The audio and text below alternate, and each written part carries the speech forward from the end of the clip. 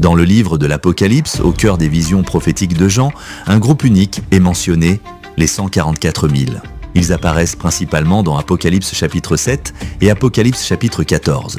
Ce groupe mystérieux, scellé et mis à part, joue un rôle fondamental dans le plan de Dieu pour les temps de la fin. Ces 144 000 sont décrits comme étant 12 000, issus de chacune des 12 tribus d'Israël, totalisant un peuple sanctifié et complet selon l'ordre divin. Il ne s'agit pas d'un chiffre aléatoire, c'est un chiffre hautement symbolique dans la Bible, représentant la plénitude, l'ordre et la fidélité. Ces hommes, ou ce peuple, ne sont pas simplement des descendants physiques d'Israël, mais avant tout un groupe choisi par Dieu, entièrement consacré à lui.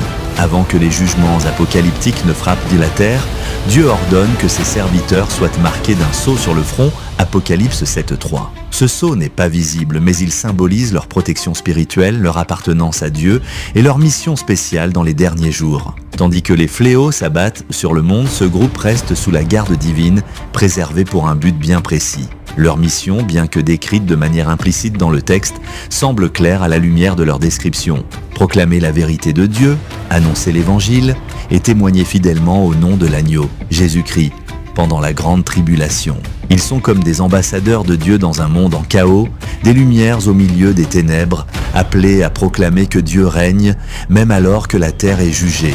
Dans Apocalypse 14, 1 à 5, ces 144 000 sont de nouveau vus, cette fois debout, avec l'agneau sur le mont Sion.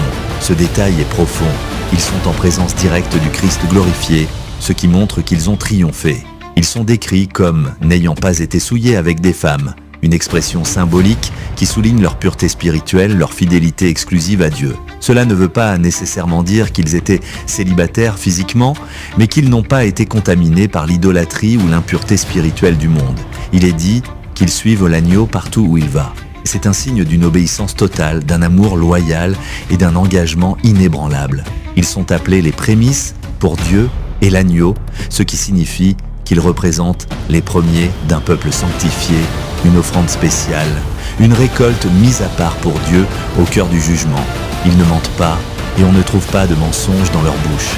Cela montre leur intégrité, leur fidélité à la vérité et leur conformité au caractère de Christ. Les 144 000 sont donc bien plus qu'un groupe symbolique. Ils incarnent la fidélité absolue à Dieu, la pureté spirituelle et la victoire sur le système du monde. Leur existence témoigne que, même dans les jours les plus sombres de l'humanité, Dieu a un peuple à lui, mis à part, protégé et prêt à proclamer la vérité sans compromis. Pour Dieu, ces 144 000 sont des témoins vivants de sa justice, des serviteurs fidèles dans un monde rebelle et un signe que son plan ne peut être stoppé. Ils représentent de l'espoir, la sainteté et la victoire dans un monde en jugement.